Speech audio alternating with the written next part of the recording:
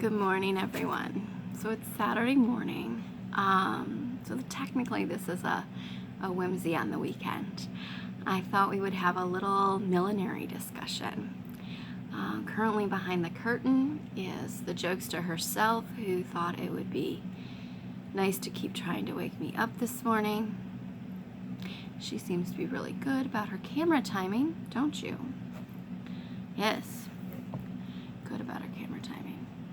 Just so you know, this is like the third or fourth take because of someone's antics this morning. I've been trying to catnip her into complacency. So the plan this morning had been to wake up, have some breakfast, work on the peacock hat, go to the errands I was supposed to do yesterday. Yeah, that didn't go so well. And then come back and do the numbers. You know, the numbers that have to get done before I take them to the numbers person. Yes, greatly procrastinated, usually done in February, numbers. My motivation has been zero. So I sat down on the couch, kind of like, bleh, and I was going to, read the Facebook. First little notification was a comment from a Facebook friend that reminded me of the conversation going on in one of the reenacting groups. So yesterday, someone posted a hat asking if they could use it. It was accurate. The straw itself was actually decent straw from the picture. Can't tell if it's dried out or anything. You have to feel it. But the shape wasn't accurate. So yesterday I had added a few posts, a few comments. Here's some shapes. Here's some blocks. This is what it should look like. That sort of thing. Because I was really, I don't know if I want to say distracted. I was busy yesterday. Work stuff. And then I'm taking Harvard X class. And then, actually making hats. So I really just added, I think I made one comment, just added stuff quickly. So, sorry. Yeah, not waking up very well. So this morning, a Facebook friend had said something along the lines of, it was generous and kind of me to post the shapes. And I really appreciate that she said that. That was nice. But in my response to her, I realized there's a lot to some of this for me. Yes, straw millinery is a huge part of my income, a significant part of my income at this point. But I started out this whole thing pretty tight on money. I'm still pretty tight on money. I was ridiculously tight on money. Never had a lot of money growing up. We were definitely working poor growing up. When I got into working at the museum as a teen and in college, coming out of college,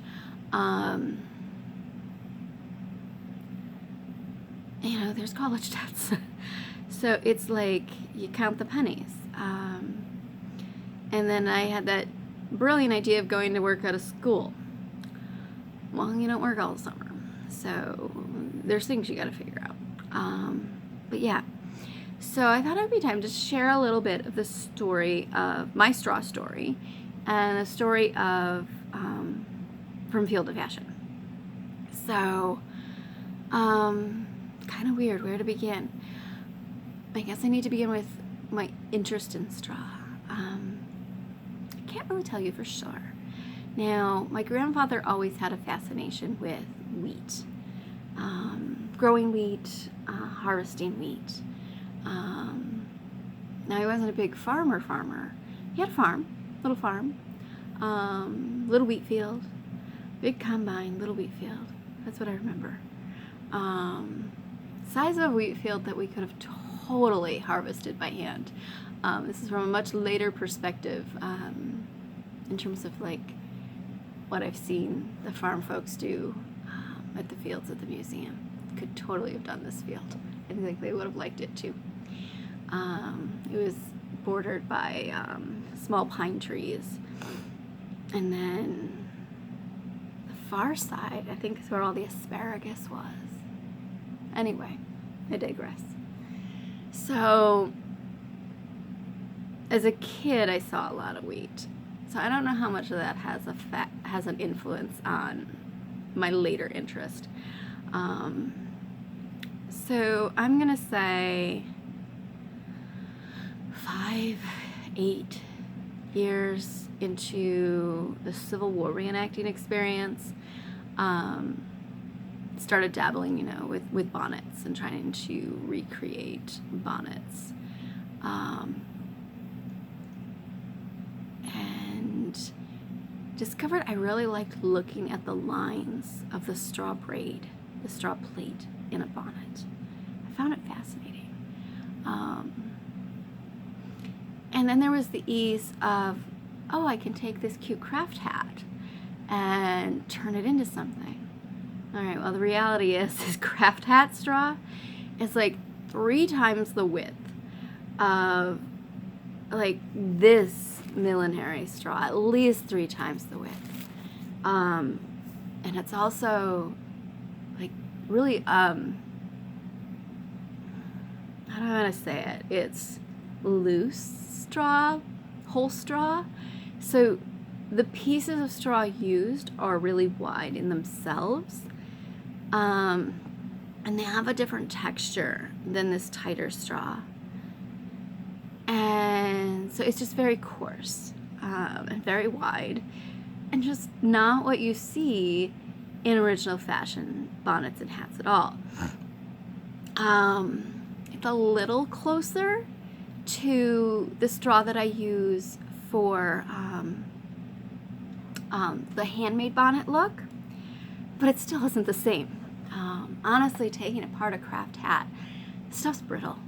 It's dried out and brittle.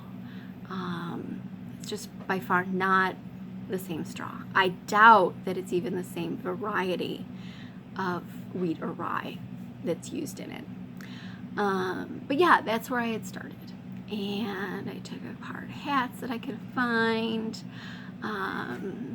Sometimes this was, Joann's. Sometimes this was like yard sales, that sort of thing. Then I found my first supplier of straw braid. And I was so excited. So I ordered a few hanks and I got going and started working on the shapes.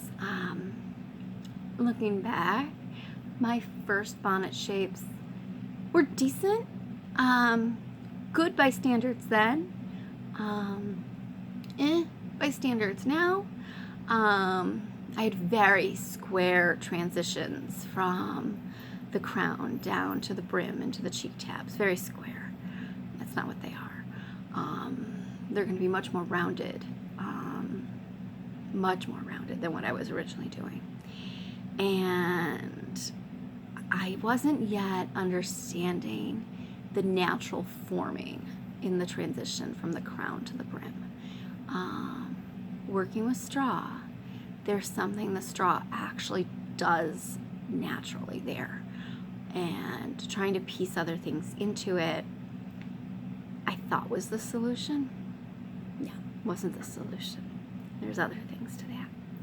So after a while of working on straw, and really, it wasn't just about the fashion piece, and this is where From Field to Fashion really comes in. I was interested in the history of how the straw industry really came to be and why straw millinery was what it was. So that's when I started doing my initial research. Hi, you. Can we down, please? Down, please. For the first From Field to Fashion. This is the original. And yeah, got that together. And I think, got the research together. And then Dad really pushed me to write the little booklet. So this is the booklet. Here, we should do it this way. There we go. I need to start putting things on that side. So this is the original booklet, and as you can see, it was in print. Yeah, it was in print. It's now over on Etsy as an ebook. And I will admit, I have it in the back of my head that I want to do a second one because there's so much to the story of straw millinery. Part of me really wants to do an expanded one, but I also fear how expanded my fingers are going to start typing away. So did the book. This was before the world of Etsy, and this was all right, how to explain. This was after I took the job at the school.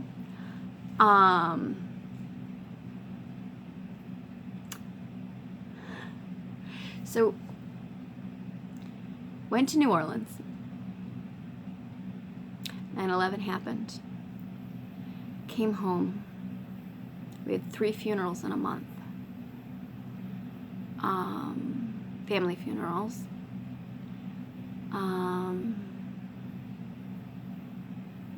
This was after sitting bedside at Grandma's hospital bed for 6 weeks. I ran away to summer camp. I literally took a summer camp job.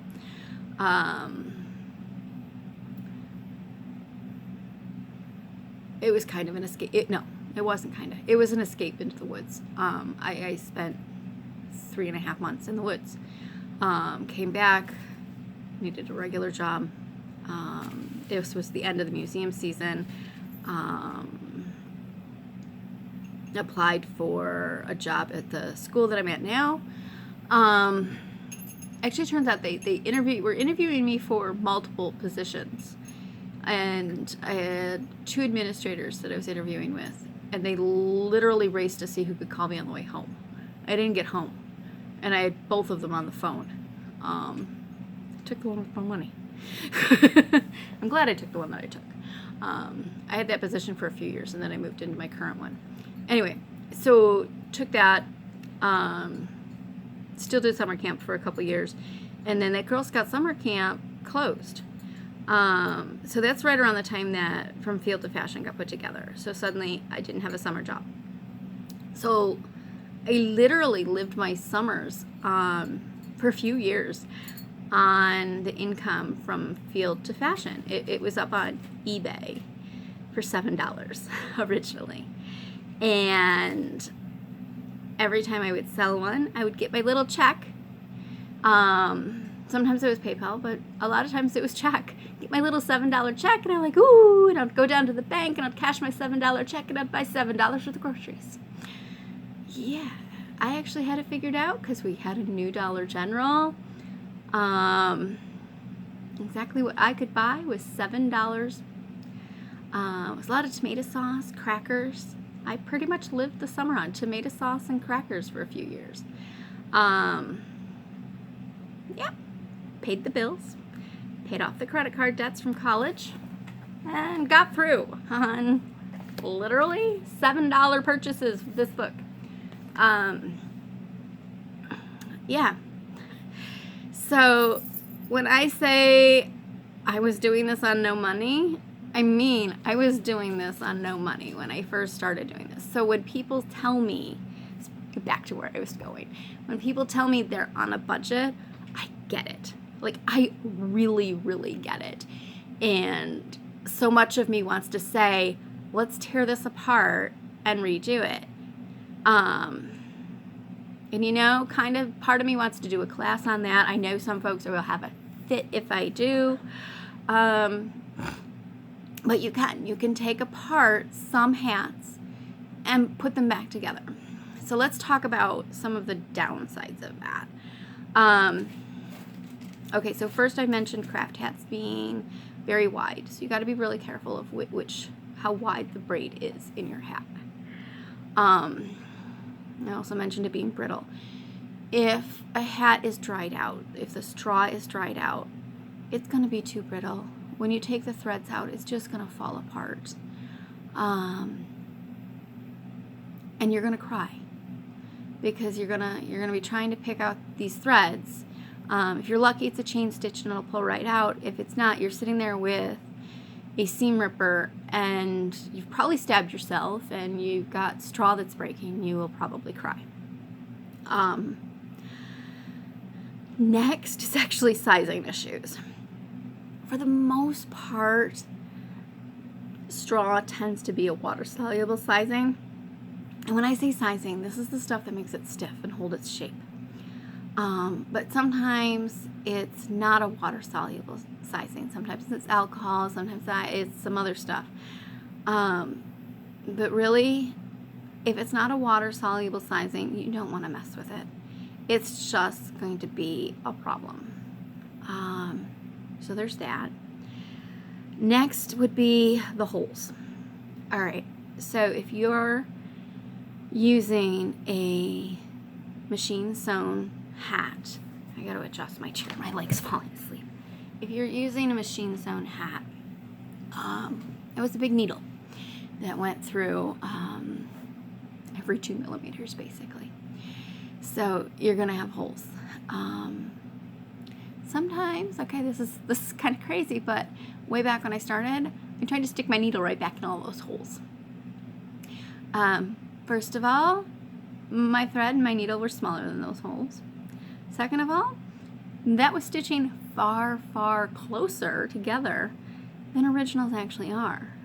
If you look at the inside of a straw hat or straw bonnet, this original, those stitches are actually closer to like a 1/2 inch apart than every couple millimeters. And some of those stitches are a mess. So, what to do with holes? You're gonna soak that straw. You gotta soak the straw anyway to make it pliable. But if you soak your straw in warm water, it's gonna heal up those holes. Not all of it, but a good chunk of it. Basically, the straw is reabsorbing all the water in its little cells, and they're expanding, and they're filling up those little holes, and they're happy little cells. Wow, I have been in the science wing far too long. And warm water is also going to stimulate what kind of feels like a little sliminess.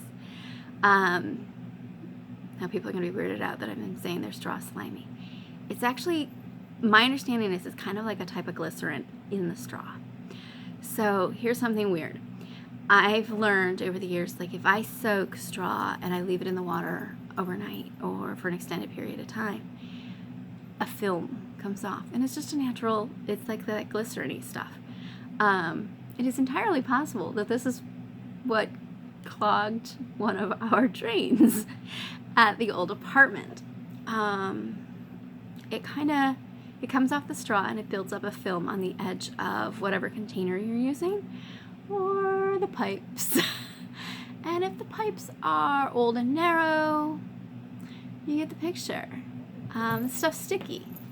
Hi, I'm still talking. How's your catnip? You're just not like other cats, are you? I'm sorry. We tried Silvervine too. She could care less. Yes, I love you. Even if you don't let me sleep. Alright, so we're getting rid of holes. We're soaking it to make it nice and smooth and soft. Let's see. Oh. Get a good millinery needle.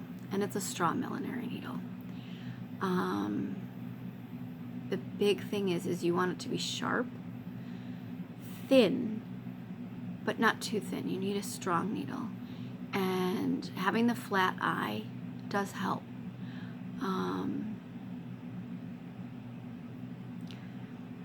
You're gonna get calluses on your fingers. Your hand's gonna hurt. You're gonna only want to do one hat unless you fall in love with it.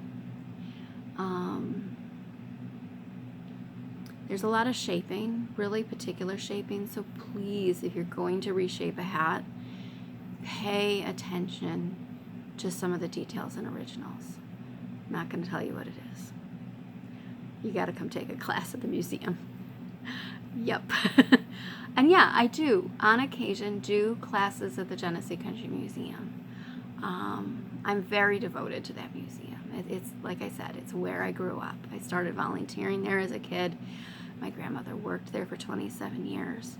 It is my home away from home. It is my Disneyland. It is the place I want to be when things happen. Yeah. So that's where I do my classes.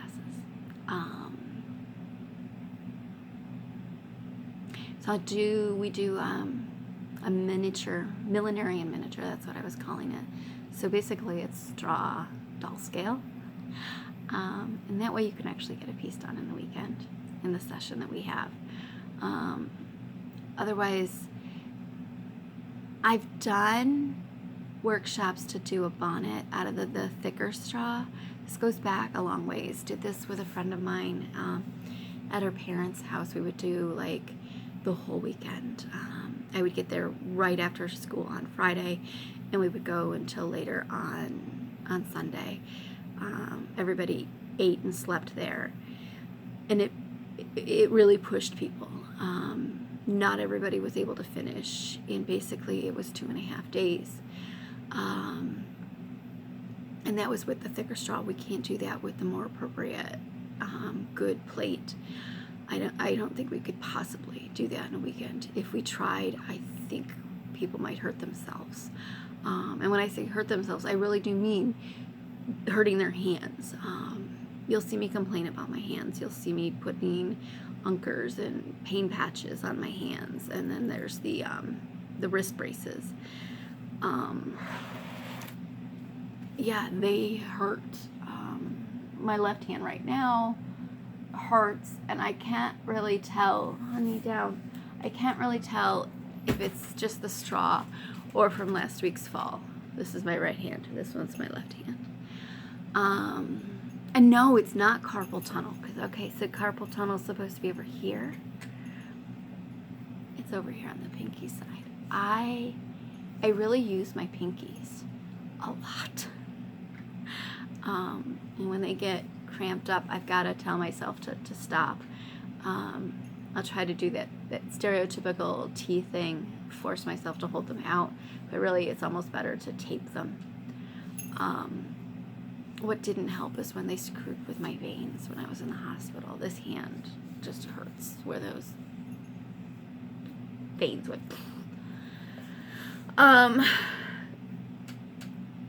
What else was I gonna say? Like I said, I probably shouldn't be doing videos before I have my tea and stuff.